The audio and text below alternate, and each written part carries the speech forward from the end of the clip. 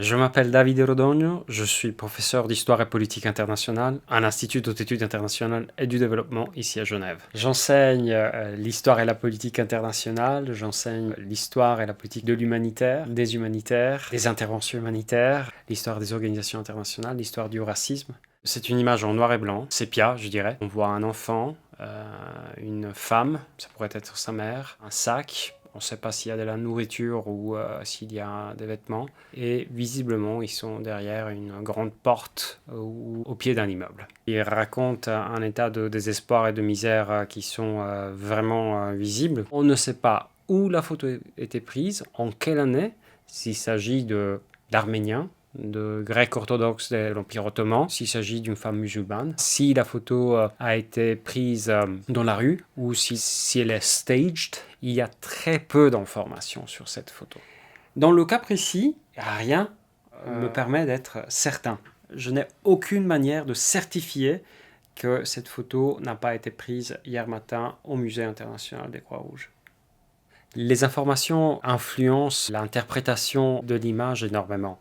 Si je n'avais pas eu les détails, ma réaction aurait pu être différente. Ceci dit, il y a toute une série d'éléments qui m'amènent à penser que la possibilité qu'il s'agisse bien d'une femme arménienne, que la période est correcte, que ce qui est dit dans l'information correspond plus ou moins à la vérité, malgré les points d'interrogation. Ça provient de mon expertise et du fait que j'ai pu voir au cours des années énormément de photographies de cette période. Et effectivement, la manière dont elle est habillée, la manière dont elle est couverte, la situation me font penser à beaucoup d'autres photographies qui ont été prises à cette époque, dans cette région du monde, et pendant la Première Guerre mondiale ou à la fin de la Première Guerre mondiale, lorsque les survivants du génocide arménien continuent un périple en tant que réfugiés, mendiants, dans la misère la plus absolue, dans certaines parties de l'Empire ottoman. Et le fait qu'il n'y ait pas d'hommes, c'est également une chose qui est très importante. Donc l'absence d'hommes est importante et vraiment très typique de cette époque. Les femmes se retrouvaient avec des enfants en bas âge, toutes seules, à devoir affronter des conditions de vie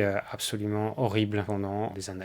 Et l'émotion qu'on ressent, c'est la tristesse, la désolation, et beaucoup d'empathie et de compassion. Et le mot compassion vient du latin souffrir avec, cum patire. Et c'est important de le dire parce que je pense que c'est une émotion recherchée délibérément et c'est un point très très important. Et la photo réussit parce que le sommeil de cet enfant est très évocateur, est très ambigu. On ne sait pas trop si l'enfant se repose parce qu'il est exténué ou si l'enfant se repose parce qu'il se sent rassuré et il est arrivé dans un endroit de relative sérénité, donc il peut se permettre de s'endormir dans les bras de sa mère. Le visage de la mère évoque la peur. Ils ont un mot sur la posture du bras de la mère qui vient protéger l'enfant et la tête de l'enfant. C'est une posture quasiment animale, je dirais.